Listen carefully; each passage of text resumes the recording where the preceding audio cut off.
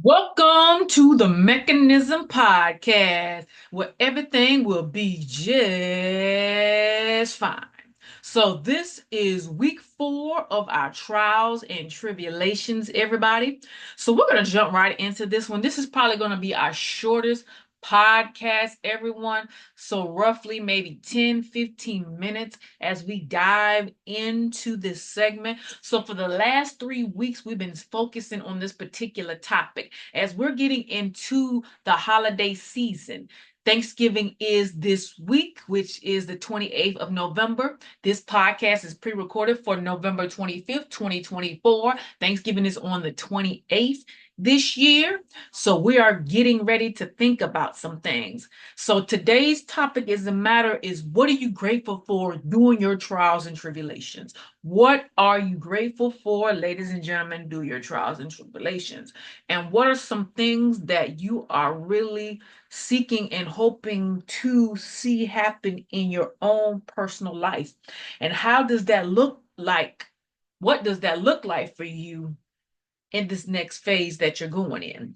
We all have different things that we're facing, a lot of different things that we're dealing with, a lot of different things that we are experiencing, and those things come hand to hand, everyone. And we have to remind ourselves daily that we have to be mindful of the things that we are hand. We meet people of all different cultures, all different ethnic groups that have different things that are going on. If you listen to people's stories and think about their trials and tribulations, and you look at Lord, you're like, man, they're going through it worse than I. This is why you have to be grateful and thankful during your trials and tribulations, because some of them are going through some real situations. You may have family, friends, people out there in the world that are really having a hard time, and a lot of people do not, and I repeat, have support system out there that's going to help them understand these things that are at hand. And they're so afraid to open up and shed these things with people because they're afraid that nobody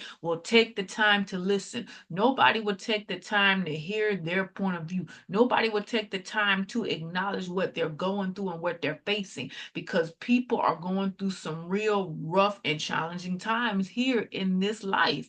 You see it in our community. We see it overseas. We see it in our own neighborhoods. See, people want to point their finger, laugh, and go on social media and pick at people. And I'm going to say this and get right into this particular topic. If you see somebody going through a hard time and you don't understand, it doesn't give you the right to pick at them, because that can be your sister, that can be your brother, that can be your cousin, heck, that can be your daddy and your mama. And you're sitting here pointing and picking and laughing at them. Heck, that can be your grandchild out there, your niece and nephew, or even your own flesh and blood, which is your child, your seed out there. So it's not funny to laugh at somebody who's going through a hardship like that. It's easy for people to say, well, you need to go get a job. You need to do this. If you understood the paperwork that people had to endure, people may not have an identification or a social security card. Some of them may not have the documentation to get the help that they need. You don't know what people are going through behind closed doors. Some people don't have a permanent home to have an address. Some people can't afford a P.O. box. So you have to understand what people's going through and how they're dealing with things.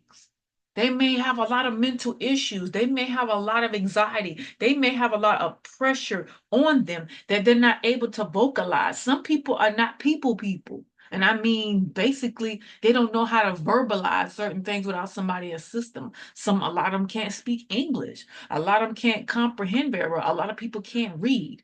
A lot of people have things going on, and one thing people want to do is pick. If you knew what somebody go through behind closed doors and hear their story and really listen and take heed, you will not be pointing a finger and asking why that man, that child, this person is doing this. Because there's something going on in their mind or something going on in their life that they can't get past. They have been going in different alleyways and different directions to get the help and support that they need, but they're still going through it. And they're still going through it because one, they have a problem that they have to address. Some refuse to address it and some don't. But we who are out here today have to look at it in different scenarios. But in the society that we live in, ladies and gentlemen, people don't want to hear it. People don't want to listen. People want to do what they want to do at the end of the day. And at the end of the day, if you really start listening to what people got going on, you'll be surprised how a lot of them are still here by the grace of God. So let's look at today's topic. Trials and tribulations in today's culture. In the modern world, we face trials that are novel to mankind, technically, and tribulations that have been present since Adam and Eve temptation of pride. So as you look at mankind version of trials and tribulation, then it talks about Adam and Eve, the temptation of pride. These different components are challenging. While there are many new challenges in the postmodern age we live now in, the essence of suffering remains the same. A separation from God, distraction from God has existed since the fall of Adam and Eve, which is sin. Only now, more technologically advanced, it has been said that the psychological suffering of Christians today will parallel the physical trials of early Christian martyrs. That means they are straying, they're going their own direction, they're spending 90 times out of 10 judging and criticizing somebody. They don't know what this man, this woman, and this child has to endure. See, you are good to tell a child to do a certain thing, but that child has been traumatized. That man has been traumatized. That woman has been traumatized. Judge and ye shall not be judged. See, I interact with people on a day-to-day basis about things. And it's good to really just sit there and observe. I'm telling you, when you sit there and observe people and see what's really going on behind the scene, ladies and gentlemen, you'll be absolutely stunned about the results that you will see of that. Okay. The next part of this says, we are bamboozled with trivial entertainment, constant advertisement, and anxiety-fueled news programs through our phones and television. Distracted. We're distracted by social media. We're distracted by the ways of the foolishness, the toxic behavior, the thing that keeps us away from God. And it keeps us away from God in this society because we're distracted and feeding in things that are completely, absolutely toxic. You like, what about yourself? I spend time in God's word. I spend time in prayer. I get up at 4:30, sometimes 5, depends on how my body feels, and get up and talk to God and pray. And that's my time. 15, 20 minutes. And me and God talk all day. He gives me advice. He shows me the direction he wants me to go. He helps me navigate through things in my life that I need answers for. And he sends people to remind me of those things he wants me to do in my own personal life, ladies and gentlemen. And that helps me to know that social media is not everything. For example, about a year or so ago, Instagram and Facebook went hiatus for a good minute. And boy, everybody had cut the food for real because they were so dependable of social media all day. We have gotten to a culture, ladies and gentlemen, that we're so dependent on this little blue app and this little red and what else, red, purple, and orange app that we have forgotten what it looks like to really enjoy life. Many of us who come on here do it for entertainment purposes. The app is a distraction. And I'm going to tell you no lie. Ever since they came out with the smartphones, everybody you see is on their smartphones. Now let's go back. Go back in history for a moment. How many of y'all remember the landline? You had the ones that is plugged up into the main line of the house, where you actually had to walk around with a long cord and talk. And you couldn't go no further than where you are in your house. You can get you a 10-foot long thing. You can go outside, depends on how long that cord is. After that, you can't even go to your mailbox. That's when they created the wireless phones. And they created the wireless phones, everyone, so you can walk around your house and walk on down the street and talk. But there's a radius range that it stops at a certain point where when you leave a distance from your house, you can't talk all around the neighborhood if your house is it's not far. You have maybe a 10 or 15 mile radius from when you're talking on those wireless phones. And did you not know that with those wireless phones, house phone, that people on the radio can hear your conversation? I'm just tell you that right now. Wait a minute, they can hear your conversation. They can hear your conversation because the receptions on the wireless phones, on them house phones, they can pick up your conversation. So you better be mindful about what you're saying on those phones. And I'm just letting you know that goes for cell phones. And if you still have a landline with a wireless phone walking around the house, them radio people be listening to your conversation. Just putting it out there. Be like, wait, that putting it out there. Putting it out there. Just be mindful what y'all be saying. Just saying. Just looking out for y'all. That's one of the things about wireless house phones and cell phones. Like, dang, yeah, they can. And it's very, very scary. So just be mindful of the conversations that you have. Now, we have gotten to a place where they went from that to having phones, the heavy dual Motorola phones, them heavy cellular phones. That's when cellular phones started making radiuses. They had beepers, which are not so keen anymore. But back then, the beepers were the hits. Then they came out with the big cell phones. Then they went to the smaller flip phones. And then they start advancing and start making phones where you'll be able to text people. And then they came up a little bit more advanced where they made phones not only could you text people, but you can get on there and do like Yahoo Messenger, MSN, AOL, and all that stuff. Messenger and all that was popular. Then they came up with the webcams. Oh, then they just went ham and start coming up with different social media sites. Then they went from social media sites to creating apps. Oh, they didn't went ham for real. Then they said, oh, we need to get a phone where you be able to do this and do that, get on the internet, talk, text, video, all kinds of stuff going on. Now we're in a society now that we're inclined to having our cell phones 99% of the time. 99% of the time. Because that is like a crutch in the society that we live in. And you can even see it inside of the churches or even in different various parts of workplaces that people spend 95%, 99% time on the phone. They're so distracted. They're watching videos on YouTube. They're on TikTok. They're on Instagram. They're on Snapchat. They're on Facebook. Oh, you heard about this on Facebook. I get that we need something to cope with it. But if it becomes a problem that affects your relationship with God, that's a personal thing. And because most people spend 99% of the time on there, you got to disconnect from that stuff because you have to really understand what are you really pouring into your spirit? What are you pouring into your spirit?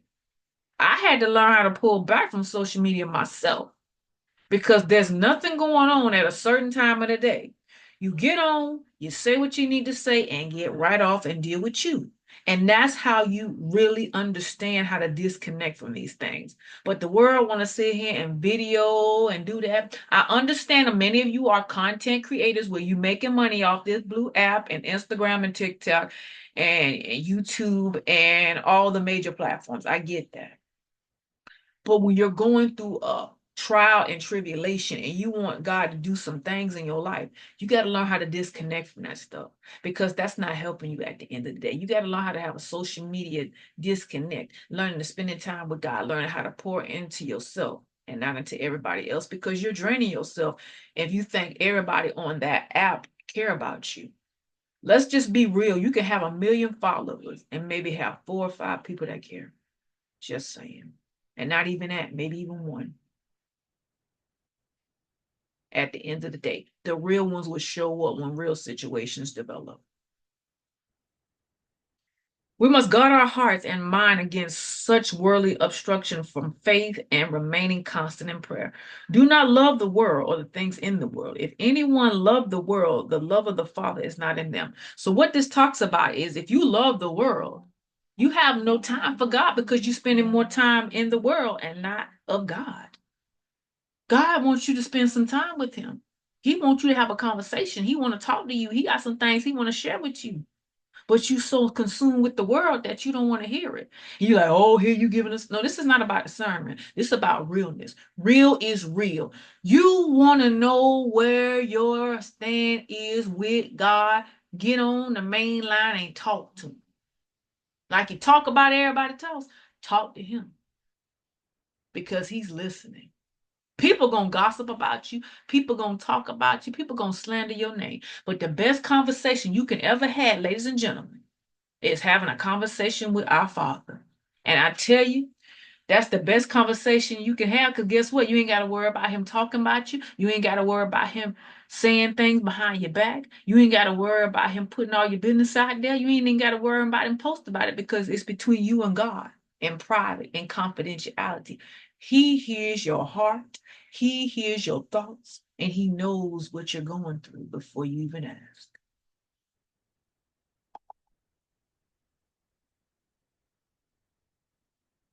Thankfully, often our trials and tribulations will recalibrate our priorities and treasures of the heart to seek the transitional love of God. In our suffering in this world, we hopefully look to eternal life given by Christ, who saves us from sin and death. God called us all to repentance and rejoice Him in the communion as faithful Christians. But sometimes hard times are the only ways we get the message. And it's true. Hard times is the only way we get the message. See, we get stuck in our mindset and our own ways, and we don't want to listen. And we wonder why things are so difficult and challenging because we refuse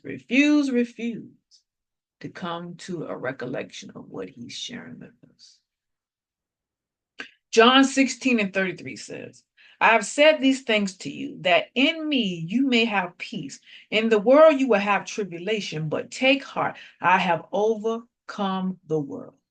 This is what God is saying. He has overcome the world. And he has overcome the world because he has overcome hell, death, and the grave. And he wants us to be reminded that through him, all things are possible. So, ladies and gentlemen, this is concluding our Mechanism podcast of trials and tribulations. I know I was a little hardcore in this last part of this, but we need some hardcoreness, everybody. We don't need nobody to sit here and say, baby, it's gonna be all right. We need a little tough love every now and then to kind of push us on our way. Because if we don't get that tough love and we keep pacifying people, they're gonna just get comfortable and don't want to do it. But we gotta give them a little push to remind them that you got some things you need to work on and you need to start working on yourself and start worrying about other people. Because at the end of the day, who's gonna look out for you? Nobody. You look out for you because you know what's best for you and God knows what's best for you. All right, everybody. Thank you all for tuning in to the Mechanism Podcast. So next month, we are going to be talking about. It's a very interesting topic that we're going to be speaking about in the month of December, everyone. And I know that we are getting close to the end of the year.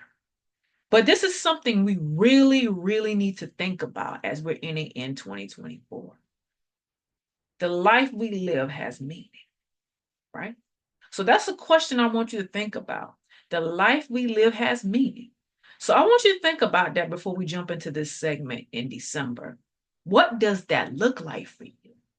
So as we break down these components of this whole topic in the month of December, I want you to think about the life we live has meaning. So what does that look like for you? So hold that topic. We're going to dive right in next month in December about this to end 2024 off on a bang. And in our season finale episode, everyone, give me a second, everyone, as I pull my notes up.